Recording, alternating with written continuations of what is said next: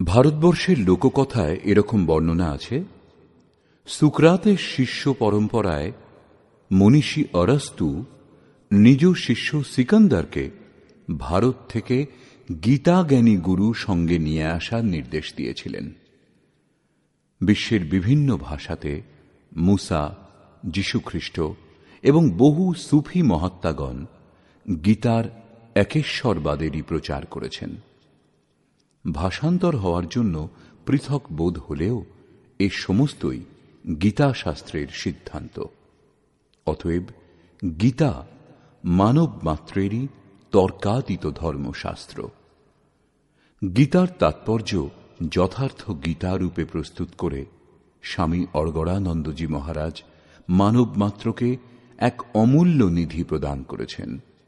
গীতার হাজার হাজার অনুবাদের মধ্যে দেদীপ্যমান এই ব্যাখ্যার আলোকে যথার্থ গীতার দিব্য সংবাদ শ্রবণের মাধ্যমে আপনারা সকলেই পরম শ্রেয়র সাধক হন।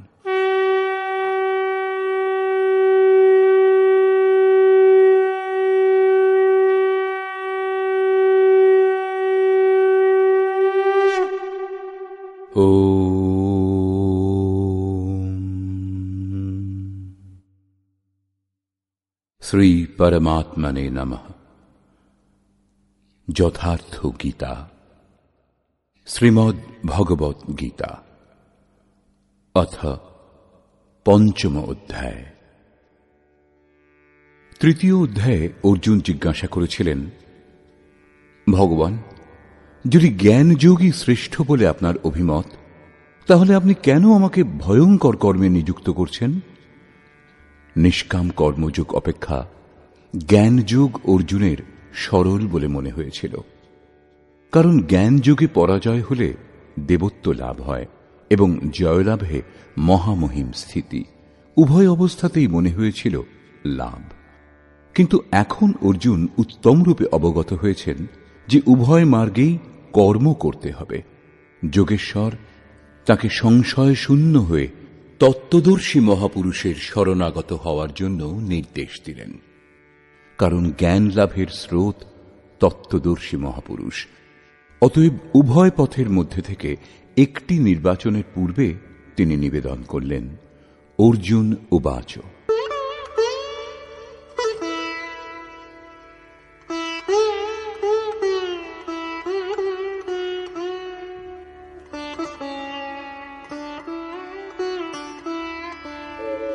সন্ন্যাসং কর্মণাং কৃষ্ণ পুনর্যোগং চ শংসসি যচ্ছ্রেয় এতয়োরেকং তন্মে ব্রূহি সুনিশ্চিতং। হে কৃষ্ণ, আপনি কখনো সন্ন্যাস অবলম্বন করে যে কর্ম করা হয় সেই কর্মের, এবং কখনো নিষ্কাম দৃষ্টি দ্বারা যে কর্ম করা হয় সেই কর্মের প্রশংসা করছেন।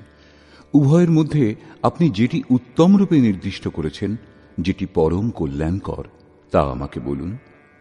দুটি পথ যদি একই জায়গায় পৌঁছয়, তাহলে আপনি সুবিধাজনক পথ কোনটি নিশ্চয়ই জিজ্ঞাসা করবেন।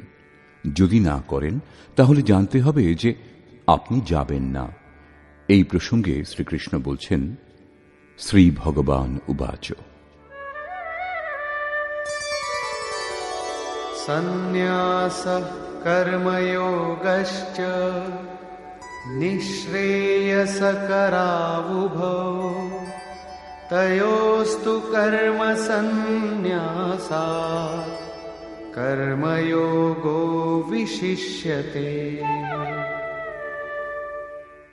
অর্জুন, সন্ন্যাস অবলম্বন পূর্বক যে কর্ম করা হয়, অর্থাৎ জ্ঞান মার্গে যে কর্ম করা হয়, এবং কর্মযোগ নিষ্কামভাবে যে কর্ম করা হয়, উভয়ই পরম শ্রেয় প্রদান করে।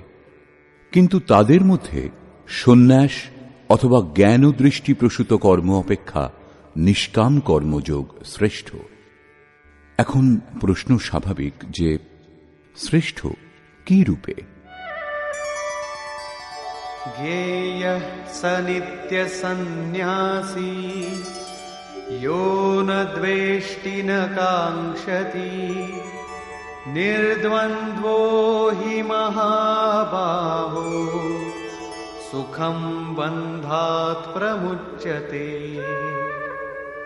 মহাবাহু অর্জুন, যিনি বিদ্বেষ পোষণ করেন না, কিছুই আকাঙ্ক্ষা করেন না, তাকে সর্বদা সন্ন্যাসী বলে জানবে। তিনি জ্ঞানমার্গী অথবা নিষ্কাম কর্মযোগী যাই হন না কেন, রাগ দেশাদি দ্বন্দ্বহীন সেই পুরুষ ভববন্ধন থেকে মুক্ত হন। साङ्ख्ययोगौ पृथग् बालाः प्रवदन्ति न पण्डिताः एकमप्यास्थितः सम्यग् उभयोर्विन्दते फलम्। এই পথে যাদের জ্ঞান এখন উত্তল্প, তারা নিষ্কাম কর্মযোগ এবং জ্ঞানযোগ উভয়কেই ভিন্ন ভিন্ন মনে করেন। কিন্তু পূর্ণ জ্ঞাতা পণ্ডিতগণ এইরূপ মনে করেন না, কারণ উভয়ের মধ্যে একটিতেও উত্তম রূপে স্থিত পুরুষ উভয়ের ফলরূপ পরমাত্মাকে লাভ করেন। উভয়ের ফল এক, সেই জন্য উভয়ই সমতুল বলে বিবেচিত হয়। यत्साङ्ख्यैः प्राप्यते स्थानं तद्योगैरपि गम्यते एकं साङ्ख्यं च योगं च यः पश्यति स पश्यति। সাংখ্য দৃষ্টি ভাবাপন্ন কর্মযোগী যেখানে পৌঁছন, নিষ্কাম কর্মের মাধ্যমে যিনি কর্ম করেন তিনিও সেই একই স্থানে পৌঁছন। সেই জন্য যিনি উভয়কেই ফলের দৃষ্টিতে এক দেখেন তিনি যথার্থ জ্ঞানী। যদি উভয়েই একই স্থানে পৌঁছয় তবে নিষ্কাম কর্মযোগ বিশেষ কেন? শ্রীকৃষ্ণ বলছেন,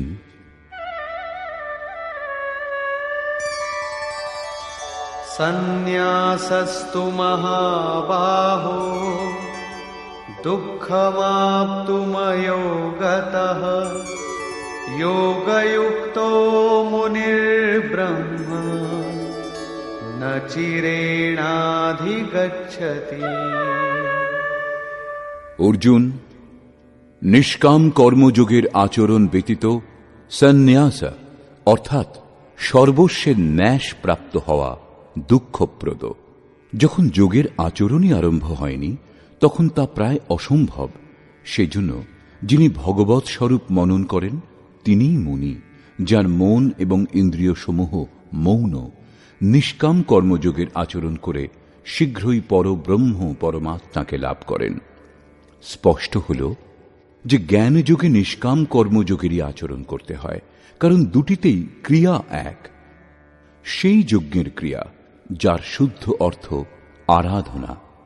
উভয় মার্গেই তফাৎ কেবল কর্তার দৃষ্টিকোণের। একজন নিজের ক্ষমতা বুঝে লাভ লোকসান বিবেচনা করে এই কর্মে প্রবৃত্ত হন, এবং অন্যজন যিনি নিষ্কাম কর্মযোগী তিনি ইষ্টের ওপর নির্ভর করে এই ক্রিয়াতে প্রবৃত্ত হন। উদাহরণস্বরূপ, একজন ব্যক্তিগতভাবে পড়ে, অন্যজন সংস্থাগতভাবে।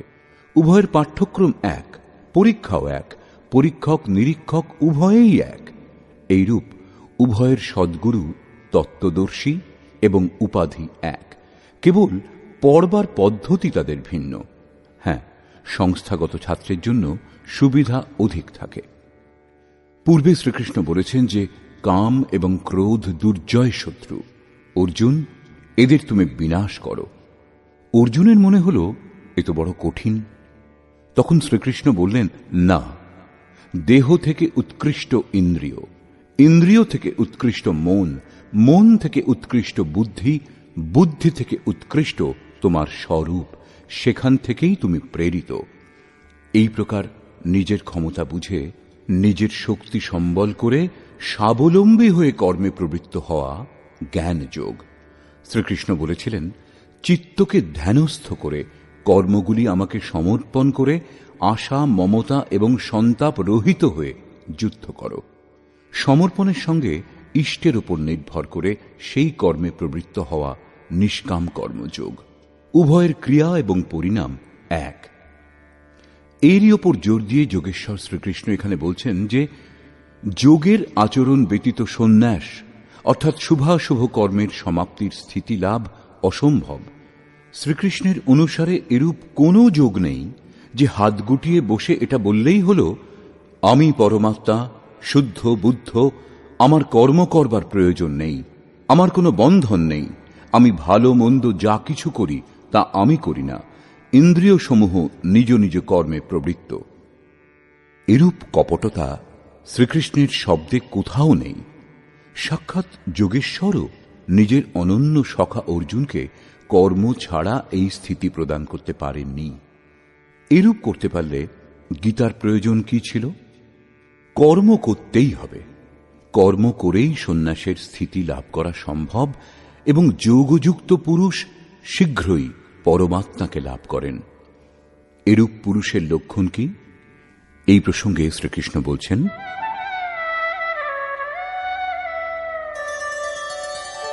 योगयुक्तो विशुद्धात्मा विजितात्मा जितेन्द्रियः सर्वभूतात्मभूतात्मा कुर्वन्नपि न लिप्यते। বিজিতাত্মা যিনি বিশেষ রূপে দেহ জয় করেছেন, জিতেন্দ্রিয় যিনি ইন্দ্রিয় সমূহ জয় করেছেন, এবং বিশুদ্ধাত্মা যার অন্তঃকরণ বিশেষ রূপে শুদ্ধ। এরূপ পুরুষ সর্বভূতাত্মা ভূতাত্মা, সম্পূর্ণ ভূত প্রাণীর আত্মার মূল উদ্গম পরমাত্মার সঙ্গে একীভূত এবং যোগযুক্ত হন। তিনি কর্ম করেও তাতে লিপ্ত হন না। তাহলে করেন কেন? অনুগামীদের মধ্যে পরম কল্যাণকর বীজের সংগ্রহের জন্য। কেন লিপ্ত হন না? কারণ সম্পূর্ণ প্রাণীগণের যিনি মূল উদ্গম, যার নাম পরম তত্ত্ব, সেই তত্ত্বে তিনি স্থিত হয়ে গেছেন। এর থেকে শ্রেষ্ঠ আর কিচ্ছু নেই যার খোঁজ করা হবে। যাবতীয় বস্তু যেগুলি ত্যাগ করে এসেছেন সে সমস্ত তুচ্ছ হয়ে গেছে। তাহলে আসক্তি কার উপর করবেন? সেজন্য তিনি কর্মে আবদ্ধ হন না। এটাই যোগযুক্তের শ্রেষ্ঠ নিদর্শন। পুনরায় যোগযুক্ত পুরুষের স্থিতি স্পষ্ট করছেন। তিনি কর্মে প্রবৃত্ত থেকেও তাতে লিপ্ত হন না কেন? নৈব কিঞ্চিৎ করোমিতি যুক্তো মন্যেত তত্ত্ববিৎ পশ্যন শৃণ্বন স্পৃশন জিঘ্রন অশ্নন গচ্ছন স্বপন শ্বসন প্রলপন বিসৃজন গৃহ্ণন উন্মিষন নিমিষন্নপি ইন্দ্রিয়াণীন্দ্রিয়ার্থেষু বর্তন্ত ইতি ধারয়ন। পরম তত্ত্ব পরমাত্মার যিনি দর্শন করেছেন, সেই যোগযুক্ত পুরুষের মনের স্থিতি অবস্থার উপলব্ধি এই যে আমি সামান্য কিছুরও কর্তা নই। এটা তাঁর কল্পনা নয়, পরন্তু এই স্থিতি তিনি কর্ম করে লাভ করেছেন। যেমন যুক্তো মন্যেত। এখন প্রাপ্তির পর তিনি সমস্ত কিছু শ্রবণে, স্পর্শনে, আঘ্রাণে, ভোজনে, গমনে, নিদ্রায়, নিঃশ্বাস প্রশ্বাসে, চক্ষুর উন্মেষ এবং নিমেষেও ইন্দ্রিয় সমূহ স্ব স্ব বিষয়ে প্রবৃত্ত এইরূপ ধারণাযুক্ত হন। পরমাত্মা থেকে শ্রেষ্ঠ কিছু নেই, এবং যখন তিনি সেই পরমাত্মাতেই স্থিত, তখন তার থেকে শ্রেষ্ঠ কোনো সুখের কামনা করে তিনি কারো স্পর্শ ইত্যাদি করবেন? যদি এর থেকে শ্রেষ্ঠ কিছু থাকত তাহলে আসক্তি অবশ্যই হতো। কিন্তু প্রাপ্তির পর এখন এগিয়ে যাবেন কোথায় এবং কি ত্যাগ করবেন? সেই জন্য যোগযুক্ত পুরুষ লিপ্ত হন না। একেই একটি উদাহরণের মাধ্যমে স্পষ্ট করলেন। ব্রহ্মণ্যাধায় কর্মাণি সঙ্গম ত্যক্ত্বা করোতি ইয়ঃ लिप्यते न स पापेन पद्मपत्रमिवाम्भसा। পদ্মফুলের জন্ম কাদায় হয়, পদ্মপাতা জলে ভাসতে থাকে, তরঙ্গ রাত দিন তার উপর দিয়ে যাওয়া আসা করে, কিন্তু এর পাতা দেখবেন শুকনোই থাকে। জলের একটা বিন্দুও তার উপর স্থির হতে পারে না। জল এবং পাঁকের মধ্যে থেকেও পদ্মপাতা তাতে লিপ্ত হয় না। সেইরূপ যে পুরুষ সমস্ত কর্ম পরমাত্মাতে বিলয় করে, কারণ সাক্ষাৎকারের সঙ্গেই কর্মের বিলয় হয়, এর পূর্বে নয়, আসক্তি ত্যাগ করে, কারণ এর থেকে শ্রেষ্ঠ আর কিছু নেই, অতএব আসক্তিও থাকে না, সেই জন্য আসক্তি ত্যাগ করে কর্ম করেন, এইরূপ তিনিও লিপ্ত হন না। তাহলে তিনি করেন কেন? আপনাদের জন্যে, সমাজের কল্যাণ সাধনের জন্যে, অনুগামীদের পথ দেখানোর জন্যে। এই প্রসঙ্গেই জোর দিলেন।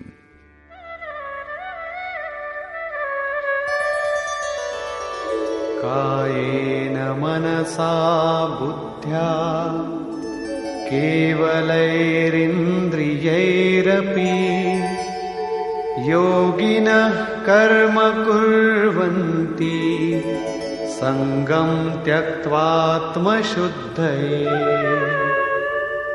যোগীগণ কেবল ইন্দ্রিয়, মন, বুদ্ধি এবং দেহের আসক্তি ত্যাগ করে আত্মশুদ্ধির জন্য কর্ম করেন। কর্ম ব্রহ্মে লীন হওয়ার পরেও কি আত্মা অশুদ্ধ থাকে? না, তিনি সর্বভূতাত্মা ভূতাত্মা হয়ে যান। সকল প্রাণীর মধ্যে তিনি নিজের আত্মাকে ব্যাপ্ত দেখেন। সেই সকল আত্মার শুদ্ধির জন্য, আপনাদের সকলের পথপ্রদর্শনের জন্য তারা কর্মে প্রবৃত্ত থাকেন। দেহ, মন, বুদ্ধি এবং ইন্দ্রিয় সমূহ দ্বারা তিনি কর্ম করেন। তার স্বরূপ কোনো কর্ম করে না, স্থির থাকে। বাইরে থেকে দেখে তাকে সক্রিয় মনে হয়, কিন্তু তার অন্তরে অসীম শান্তি প্রবাহিত থাকে। যেমন পোড়া দড়ি দিয়ে বাঁধা যায় না, শুধু আকারটুকু বাকি থাকে।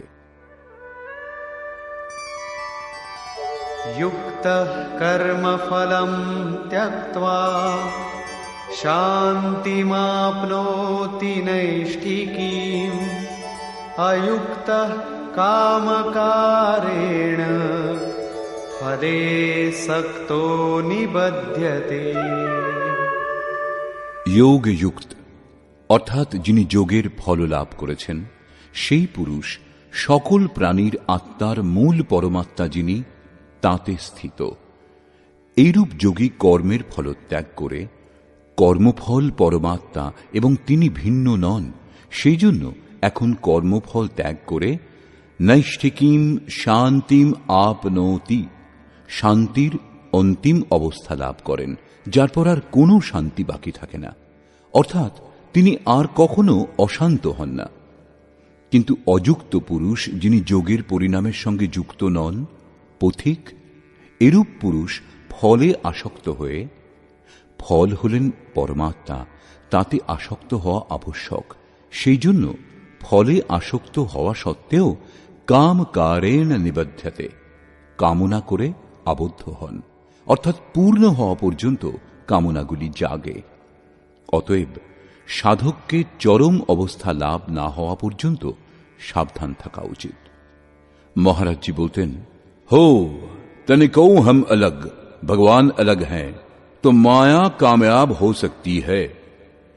কালকে লাভ হবে, তবুও আজ তো সে অজ্ঞানী। অতএব পূর্তি পর্যন্ত সাধকের অসাবধান হওয়া উচিত নয়। এই প্রসঙ্গেই বলছেন,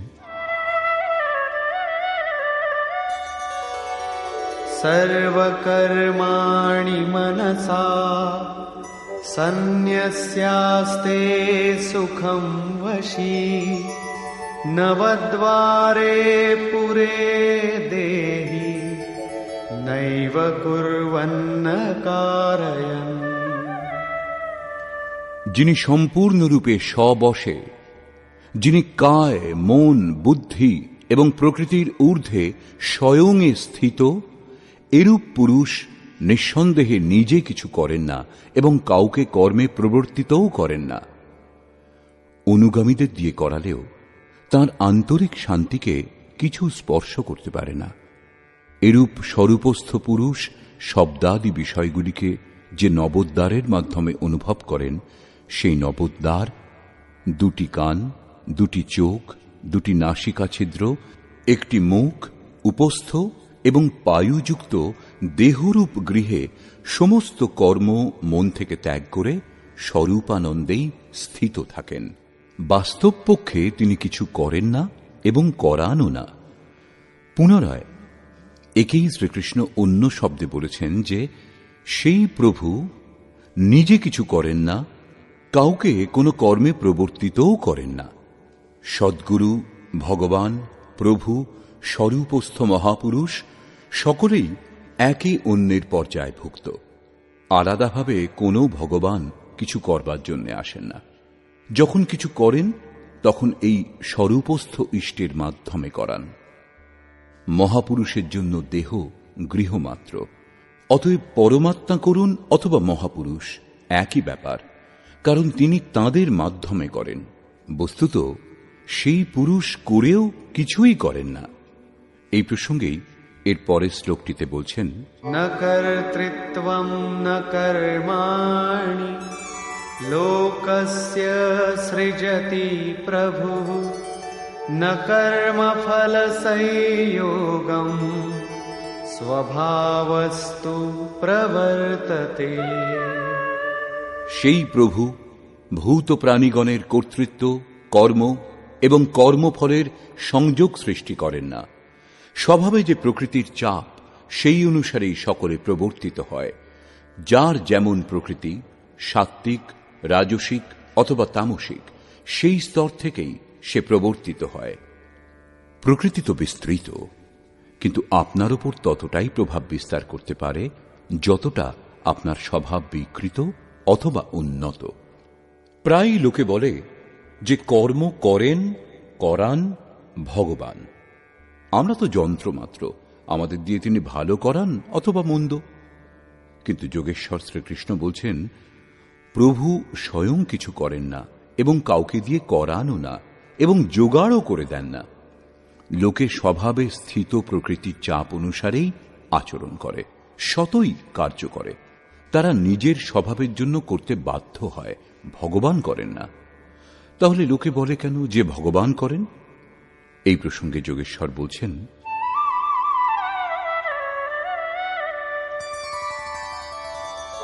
না দত্তে কস্যচিৎ পাপম ন চৈব সুকৃতম বিভুঃ অজ্ঞানেনাবৃতম জ্ঞানম তেন মুহ্যন্তি জন্তবঃ। যাকে আগে প্রভু বলা হয়েছে, এখানে তাকেই বিভু বলা হল, কেননা তিনি সম্পূর্ণ বৈভবযুক্ত। প্রভুতা এবং বৈভবে সংযুক্ত সেই পরমাত্মা কারো কোনো পাপ কর্ম অথবা কারো পুণ্যকর্ম গ্রহণ করেন না। তবুও লোকে বলে কেন? এই কারণে যে অজ্ঞানে জ্ঞান আবৃত হয়ে আছে তাদের। এখনো প্রত্যক্ষ গোচরীভূত যে জ্ঞান, তা হয়নি। তারা এখনো জন্তু, মোহবশত যা কিছু বলতে পারে। জ্ঞান দ্বারা কি হয় একে স্পষ্ট করলেন।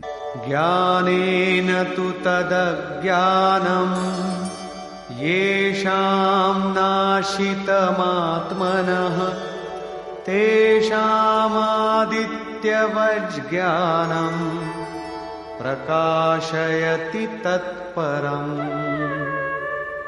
যাদের অন্তঃকরণের অজ্ঞান, যার দ্বারা জ্ঞান আবৃত ছিল, আত্মসাক্ষাৎকার দ্বারা বিনষ্ট হয়েছে, এবং যিনি জ্ঞান লাভ করেছেন, তার জ্ঞান সূর্যের মতো পরম তত্ত্ব পরমাত্মাকে প্রকাশিত করে। তাহলে কি পরমাত্মা অন্ধকারের নাম? না, তিনি তো স্বয়ং প্রকাশ রূপ দিন রাতি, স্বয়ং প্রকাশমান আছেন ঠিকই, কিন্তু আমাদের উপভোগের জন্য নয়। দেখা তো যায় না। যখন জ্ঞান দ্বারা অজ্ঞান অপসারিত হয়, তখন সেই জ্ঞান সূর্যের মতো পরমাত্মাকে সাধকের মতো প্রবাহিত করে দেয়। তখন তার জন্য কোথাও অন্ধকার বলে কিছু থাকে না। সেই জ্ঞানের স্বরূপ কি? তদ্বুদ্ধয়স্তদাত্মানঃ তন্নিষ্ঠাস্তৎপরায়ণাঃ গচ্ছন্ত্য পুনরাবৃত্তিম জ্ঞাননির্ধূতকল্মষাঃ। যখন পরম তত্ত্ব পরমাত্মার অনুরূপ বুদ্ধি হয়, তত্ত্বের অনুরূপ মন প্রবাহিত হয়, পরম তত্ত্ব পরমাত্মাতেই নিরন্তর স্থিতি এবং তৎপরায়ণ হয়, একেই জ্ঞান বলে। জ্ঞান তর্কের বিষয় নয়। এই জ্ঞান দ্বারা পুরুষ পাপ মুক্ত হয়ে পুনরাগমন থেকে মুক্তি পেয়ে পরম গতি লাভ করেন। পরম গতিপ্রাপ্ত পূর্ণ জ্ঞান সম্পন্ন পুরুষকেই পণ্ডিত বলে। আরো বলছেন, বিদ্যা বিনয় সম্পন্নে ব্রাহ্মণে গবিহস্তিনি শুনি চৈব স্বপাকে চ পণ্ডিতাঃ সমদর্শিনঃ। জ্ঞান দ্বারা যাদের পাপ বিনষ্ট হয়েছে, যারা অপুনরাবর্তী পরম গতি লাভ করেছেন, এইরূপ জ্ঞানীগণ বিনয়ী ব্রাহ্মণ এবং চণ্ডাল, গরু, কুকুর ও হাতিতে সমদর্শী হন। তাদের দৃষ্টিতে বিদ্যা বিনয় সম্পন্ন ব্রাহ্মণে কোনো বিশেষত্ব হয় না এবং চণ্ডালের প্রতি কোনো হেয় ভাব হয় না। গাভী ধর্ম নয়, কুকুর অধর্ম নয় এবং হাতির মধ্যেও কোনো বিশেষত্ব নেই। এরূপ পণ্ডিত জ্ঞাতাগণ সমদর্শী এবং সমবর্তী হন। তাদের দৃষ্টি চর্মে নয়, আত্মাতে পড়ে। পার্থক্য কেবল এই, বিদ্যা বিনয় সম্পন্ন স্বরূপের কাছাকাছি থাকেন এবং বাকি যারা, তারা থাকে কিছুটা দূরে। কেউ এক স্তর ওপরে, কেউ এক স্তর নিচে থাকে। দেহটা তো বস্ত্র, তাদের দৃষ্টি বস্ত্রকে গুরুত্ব দেয় না, পরন্তু তাদের হৃদয়ে স্থিত আত্মাতে পড়ে। সেই জন্য তারা পার্থক্য করেন না। শ্রীকৃষ্ণ যথেষ্ট গোসেবা করেছিলেন। তার গাভীর প্রতি গৌরবপূর্ণ শব্দ বলা উচিত ছিল, কিন্তু তিনি সেরূপ কিছু বলেননি। শ্রীকৃষ্ণ গাভীকে ধর্মে কোনো স্থান দেননি, কেবল এইটুকু স্বীকার করেছিলেন যে অন্য আরও জীবাত্মার মতো তাদের মধ্যেও আত্মা বিদ্যমান। গাভীর আর্থিক মহত্ব যাই হোক না কেন, তাদের ধার্মিক বৈশিষ্ট্য পরবর্তী মানুষেরা জোর করে চাপিয়েছে। শ্রীকৃষ্ণ বলেছেন, অবিবেকীদের বুদ্ধি অনন্ত ভেদযুক্ত হয়, সেই জন্য তারা অনন্ত ক্রিয়ার বিস্তার করে নেয়। শোভাযুক্ত বাণীতে তারা সে সমস্ত ব্যক্তও করে। তাদের বাণীর প্রভাব যাদের চিত্তের উপরে পড়ে, তাদের বুদ্ধিও নাশ হয়। কিছু লাভ হয় না, উপরন্তু অনেক কিছু লোকসান হয়। অর্জুন, নিষ্কাম কর্মযোগে নির্ধারিত ক্রিয়া একটাই, যজ্ঞের প্রক্রিয়া আরাধনা। গাভী, কুকুর, হাতি, অশ্বত্থ, নদীর ধার্মিক মহত্ব এই অনন্ত শাখাযুক্ত অবিবেকীদেরই সৃষ্ট। যদি এগুলির ধার্মিক মহত্ব থাকত, তাহলে তা শ্রীকৃষ্ণ অবশ্যই বলে থাকতেন। হ্যাঁ, মন্দির, মসজিদ ইত্যাদি পূজার স্থানের প্রয়োজন সাধনার আরম্ভিক কালে অবশ্যই থাকে। সেখানে প্রেরণাদায়ক সামূহিক উপদেশ পাওয়া যায়, তার উপযোগিতা অবশ্যই আছে। এগুলি ধর্মোপদেশ কেন্দ্র। বর্তমান শ্লোকে দুজন পণ্ডিতের উল্লেখ করা হয়েছে, একজন পূর্ণ জ্ঞাতা এবং অন্যজন বিদ্যা বিনয় সম্পন্ন। কি রূপে তাঁরা দুজন? বস্তুত প্রত্যেক শ্রেণীর সীমা দুটি হয়, অধিকতম সীমা পরাকাষ্ঠা এবং নিম্নতম সীমা প্রবেশিকা। উদাহরণস্বরূপ, ভক্তির নিম্নতম সীমা সেখানে যেখান থেকে ভক্তি আরম্ভ করা হয়, বিবেক, বৈরাগ্য ও নিষ্ঠার সঙ্গে যখন আরাধনা করা হয়, এবং অধিকতম সীমা সেটা যেখানে ভক্তি আপন পরিণাম দেওয়ার স্থিতিতে থাকে। ব্রাহ্মণ শ্রেণীতেও এইরূপ হয়। যখন ব্রহ্মে স্থিতিলাভের ক্ষমতা চলে আসে, তখন বিদ্যা বিনয় স্বাভাবিকভাবে সাধকের মধ্যে পাওয়া যায়। মনে শান্ত ভাব, ইন্দ্রিয়সমূহের দমন, অনুভূতির সঞ্চার, ধারাবাহিক চিন্তন, ধ্যান এবং সমাধি ইত্যাদি ব্রহ্মে স্থিত হওয়ার সমস্ত যোগ্যতা তার অন্তরালে স্বাভাবিকভাবে কার্য করে। একে ব্রাহ্মণত্বের নিম্নতম সীমা বলে। যখন ক্রমশ উন্নত হতে হতে ব্রহ্মের দিগদর্শন করে সাধক তাঁতেই বিলীন হন, তখন উচ্চতম সীমা উপস্থিত হয়। যাকে জানবার জন্য সাধনারত ছিলেন, তাকে লাভ করে তিনি পূর্ণ জ্ঞাতা হন।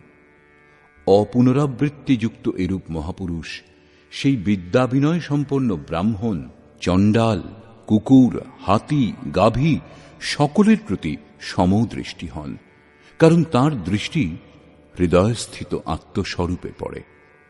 এরূপ মহাপুরুষ পরম গতি লাভ করে কি পেয়েছেন এবং কি রূপে, এর ওপর আলোকপাত করে যোগেশ্বর শ্রীকৃষ্ণ বলছেন, ইহৈব তৈর্জিতঃ সর্গো येषां साम्ये स्थितं मनः निर्दोषं हि समं ब्रह्म तस्माद् ब्रह्मणि ते स्थिताः। সেই মহাপুরুষগণ জীবিত অবস্থাতেই সম্পূর্ণ সংসার জয় করেন, যাদের মন সমভাবে স্থিত। মনের সমভাবের সঙ্গে সংসার জয় করবার কি সম্বন্ধ? সংসার লুপ্ত হওয়ার পর সেই পুরুষ থাকেন কোথায়? শ্রীকৃষ্ণ বলছেন, নির্দোষম হি সমং ব্রহ্ম। সেই ব্রহ্ম নির্দোষ এবং সম হন। এদিকে সেই পুরুষগণের মনও নির্দোষ ও সমস্থিতিযুক্ত হয়ে যায়। তস্মাৎ ব্রহ্মণি তে স্থিতা। সেই জন্যে তারা ব্রহ্মে স্থিত হতে পারেন। একেই অপুনরাবর্তী পরম গতি বলে। এটা কখন লাভ হয়? যখন সংসার রূপ শত্রুকে জয় করে নেওয়া হয়। এই সংসারকে কখন জয় করা সম্ভব হয়? যখন মন নিরুদ্ধ হয়, সমভাবে স্থিত হয়, কারণ মনের প্রসারই জগৎ। যখন তারা ব্রহ্মে স্থিত হন, তখন ব্রহ্মবিদের লক্ষণ কি? তাদের অবস্থিতি স্পষ্ট করলেন।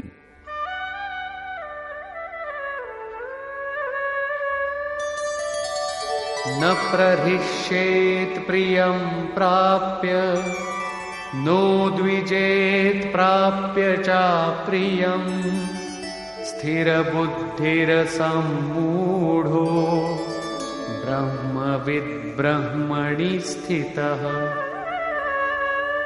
সেই জন্য সাধারণ লোকে যাকে প্রিয় বলে মনে করে, তাকে পেয়ে তিনি উৎফুল্ল হন না, এবং যাকে লোকে অপ্রিয় বলে ভাবে, যেমন ধর্মাবলম্বী প্রতীকরূপে ব্যবহার করেন, তাকে পেয়ে তিনি উদ্বিগ্ন হন না। তার প্রিয় অপ্রিয় বলে কেউ থাকে না। এরূপ স্থির বুদ্ধি অসংমূঢ়, সংশয় শূন্য, ব্রহ্মবিদ, ব্রহ্মের সঙ্গে সংযুক্ত, ব্রহ্মবেত্তা, ব্রহ্মণি স্থিত, পরাৎপর ব্রহ্মে সদৈব স্থিত থাকেন। बाह्यस्पर्शेष्वसक्तात्मा विन्दत्यात्मनि यत्सुखं स ब्रह्मयोगयुक्तात्मा सुखमक्षयमश्नुते। বাহ্য সংসারের বিষয় ভোগে অনাসক্ত পুরুষ অন্তরাত্মাতে স্থিত যে সুখ বিদ্যমান, সেই সুখ লাভ করেন। সেই পুরুষ ব্রহ্মযোগ যুক্তাত্মা, পরব্রহ্ম পরমাত্মায় মিলিত হয়ে যুক্তাত্মা হন। সেই জন্য তিনি অক্ষয় আনন্দ উপভোগ করেন, যে আনন্দ কখনো ক্ষয় হয় না। এই আনন্দ উপভোগ করতে কে সমর্থ? যিনি বাহ্য বিষয় ভোগে অনাসক্ত। তাহলে কি ভোগ বাধক? ভগবান শ্রীকৃষ্ণ বলছেন, ये हि संस्पर्शजा भोगा दुःखयोनय एव ते आद्यन्तवन्तः कौन्तेय न तेषु रमते बुधः। কেবল ত্বকই নয়, সকল ইন্দ্রিয় স্পর্শ করে। দেখা চোখের স্পর্শ, শোনা কানের স্পর্শ। এই প্রকার ইন্দ্রিয়সমূহ এবং বিষয়সমূহের সংযোগে উৎপন্ন সকল ভোগ যদ্যপি ভোগকালে সুখদায়ক বলে মনে হয়, কিন্তু নিঃসন্দেহে সে সকল দুঃখয়োনয়, দুঃখদায়ক যোনির কারণ। এই ভোগই যোনিগুলির কারণ। শুধু তাই নয়, ভোগের কামনা মনে জাগে এবং কামনা পূরণের পর তা নাশ হয়ে যায়। ভোগ নাশবান। সেই জন্য কৌন্তেয়, বিবেকী পুরুষ তাতে আবদ্ধ হন না। ইন্দ্রিয়সমূহের এই স্পর্শে কি থাকে? কাম এবং ক্রোধ, রাগ এবং দ্বেষ। এই প্রসঙ্গে শ্রীকৃষ্ণ বলছেন, शक्नोति हैव यः सोढुम् प्राक्शरीरविमोक्षणात् कामक्रोधोद्भवम् वेगम् स युक्तः स सुखी नरः। সেই জন্য যে মনুষ্য দেহ বিনাশের পূর্বেই কাম এবং ক্রোধ থেকে উৎপন্ন বেগ সহ্য করতে, নাশ করতে সক্ষম হন, তিনি নর, অর্থাৎ যিনি রমণ করেন না। তিনি এই লোকে যোগযুক্ত এবং সুখী। এরপর আর দুঃখ নেই। সেই সুখে অর্থাৎ পরমাত্মাতে স্থিতি লাভ করেন। জীবিত অবস্থাতেই এর প্রাপ্তির বিধান, মৃত্যুর পর নয়। সন্ত কবীর এই বিষয়ে স্পষ্ট বলেছেন, অবধূ জীবত মে কর আশা। তাহলে কি মৃত্যুর পর মুক্তি লাভ হয় না? তিনি বলেছেন, মুয়ে মুক্তি গুরু কহে স্বার্থী, ঝুঠা দে বিশ্বাসা। এই কথন যোগেশ্বর শ্রীকৃষ্ণেরও, যে দেহ থাকতেই মৃত্যুর পূর্বেই যিনি কাম ক্রোধের বেগ নাশ করতে সক্ষম, সেই পুরুষ এই লোকে যোগী, তিনি সুখী। কাম ক্রোধ বাহ্য স্পর্শই শত্রু, এদের জয় করুন। এইরূপ পুরুষের লক্ষণ সম্বন্ধে পুনরায় বলছেন, योऽन्तः सुखोऽन्तरारामः तथान्तर्ज्योतिरेव यः स योगी ब्रह्मनिर्वाणम् ब्रह्मभूतोऽधिगच्छति। যিনি অন্তরাত্মাতেই সুখী, অন্তরারামঃ, অন্তরাত্মাতেই প্রশান্ত চিত্ত, এবং যিনি অন্তরাত্মাতেই প্রকাশমান, যিনি সাক্ষাৎকার করেছেন, সেই যোগী ব্রহ্মভূত, ব্রহ্মে একীভূত হয়ে ব্রহ্ম নির্বাণম, বাণীর ঊর্ধ্বে যে ব্রহ্ম, সেই শাশ্বত ব্রহ্মকে লাভ করেন। অর্থাৎ সর্বপ্রথম বিকারসমূহের কাম ক্রোধের অন্ত, তারপরে দর্শন এবং শেষে প্রবেশ। আরো বলছেন,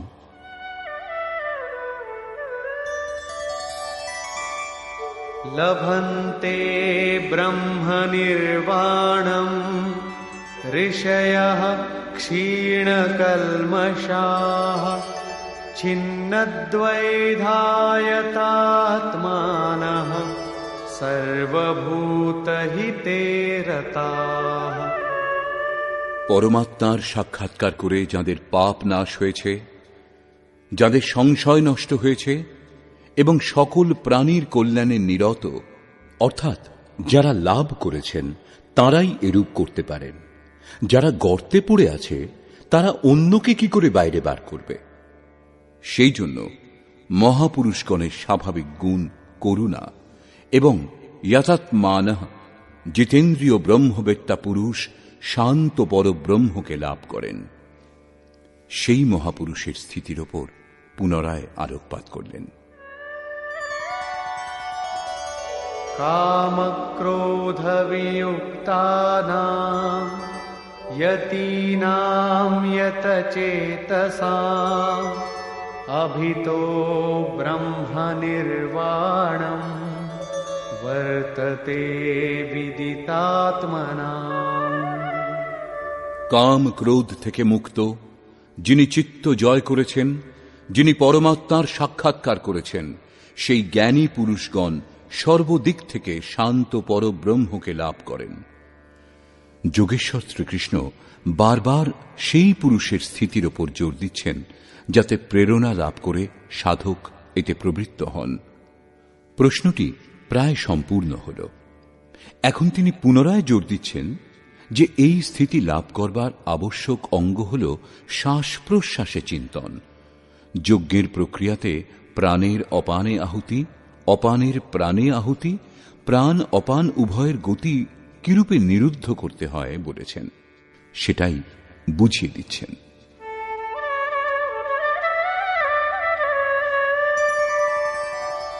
स्पर्शान् कृत्वा बहिर्बाह्यान् चक्षुश्चैवान्तरे भ्रुवोः प्राणापानौ समौ कृत्वा नासाभ्यन्तरचारिणौ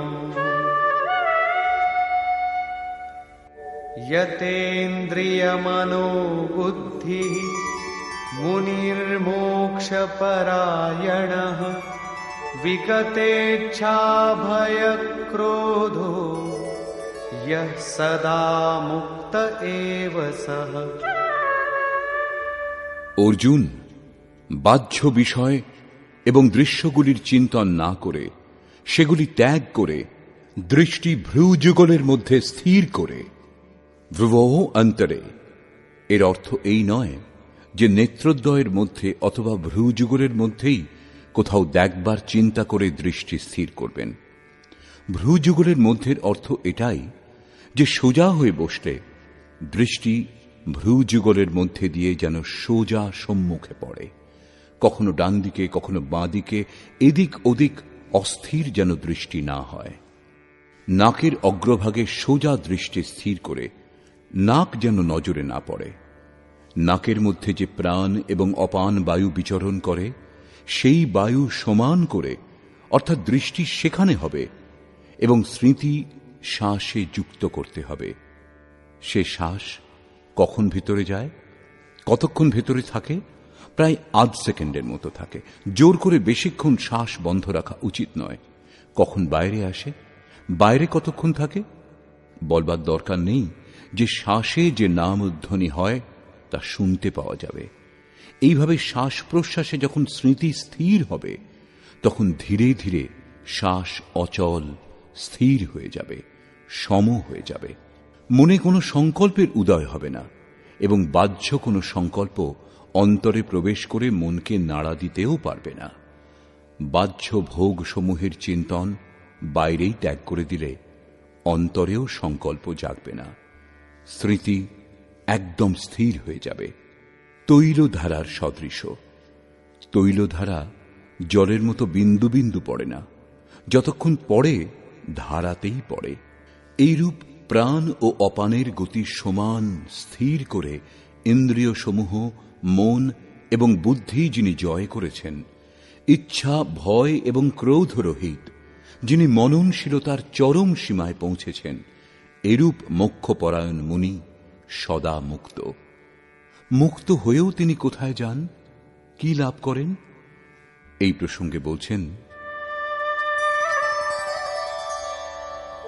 ভোক্তারম যজ্ঞতপসাম সর্বলোকমহেশ্বরম সুহৃদম সর্বভূতানাং জ্ঞাত্বা মাম শান্তিমৃচ্ছতি। সেই মুক্ত পুরুষ আমাকে যজ্ঞ এবং তপস্যার ভোক্তা, সর্বলোকের ঈশ্বরের ঈশ্বর, সকল প্রাণীর স্বার্থরহিত হিতৈষী সাক্ষাৎ এই রূপ জেনে শান্তি লাভ করেন। শ্রীকৃষ্ণ বলছেন, সেই পুরুষের শ্বাস প্রশ্বাসের যজ্ঞ এবং তপস্যার ভোক্তা আমি। যজ্ঞ এবং তপস্যা অবশেষে যার মধ্যে বিলীন হয় সেও আমি। সেই পুরুষ আমাকে লাভ করেন।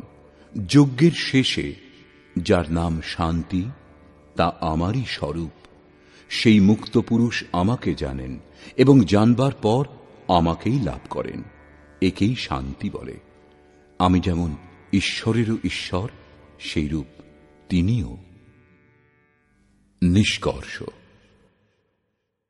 বর্তমান অধ্যায়ের আরম্ভে অর্জুন জিজ্ঞাসা করেছিলেন যে কখনো আপনি নিষ্কাম কর্মযোগের এবং কখনো সন্ন্যাস মার্গ অনুসারে যে কর্ম করা হয় তার প্রশংসা করছেন। অতএব উভয়ের মধ্যে যেটা আপনি চূড়ান্ত বলে নির্দিষ্ট করেছেন, যা পরম কল্যাণকর, তা আমাকে বলুন। শ্রীকৃষ্ণ বললেন, অর্জুন, দুটিই পরম কল্যাণকর। উভয় মার্গেই সেই নির্ধারিত যজ্ঞের প্রক্রিয়াই সম্পাদন করা হয়। তবুও নিষ্কাম কর্মযোগ বিশিষ্ট। এর অনুষ্ঠান না করলে সন্ন্যাস অর্থাৎ শুভাশুভ কর্মগুলি শেষ হয় না। সন্ন্যাস পথের নাম নয়, গন্তব্যের নাম সন্ন্যাস। যিনি যোগযুক্ত তিনিই সন্ন্যাসী। যোগযুক্তের লক্ষণ বললেন তিনিই প্রভু। তিনি কিছু করেন না, কাউকে দিয়ে কিছু করানও না, পরন্তু স্বভাববশত প্রকৃতির চাপে পড়ে বাধ্য হয়ে মানুষ নিজ নিজ কর্মে ব্যস্ত থাকে। যিনি সাক্ষাৎ আমাকে জানতে পারেন তিনি জ্ঞাতা এবং পণ্ডিত। যজ্ঞের পরিণামে পুরুষ আমাকে জানতে পারেন। শ্বাস প্রশ্বাসে জপ এবং যজ্ঞ তপস্যা যার মধ্যে বিলীন হয় সে আমি। যজ্ঞের পরিণাম স্বরূপ আমাকে জানবার পর তাঁরা যে শান্তি লাভ করেন তাও আমি। অর্থাৎ শ্রীকৃষ্ণ সদৃশ মহাপুরুষের মতো স্বরূপ তাঁরাও লাভ করেন। তিনিও ঈশ্বরের ঈশ্বর, আত্মারও আত্মস্বরূপময় হয়ে যান। সেই পরমাত্মার সঙ্গে একীভূত হন। এক হতে যতগুলি জন্মই লাগুক না কেন। বর্তমান অধ্যায় স্পষ্ট করলেন যে যজ্ঞ তপস্যার ভোক্তা। মহাপুরুষেরও অন্তরে বিদ্যমান শক্তি মহেশ্বর। অতএব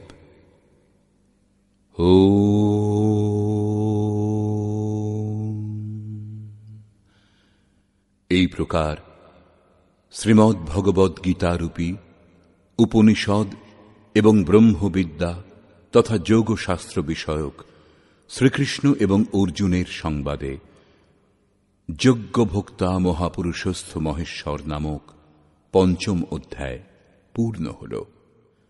এই প্রকার শ্রীমৎ পরমহংস পরমানন্দজির শিষ্য স্বামী অর্গড়ানন্দকৃত শ্রীমদ্ ভগবদ্ গীতার ভাষ্য যথার্থ গীতাতে যজ্ঞভোক্তা মহাপুরুষস্থ মহেশ্বর নামক পঞ্চম অধ্যায় সমাপ্ত হল। হরি ওম তৎসৎ।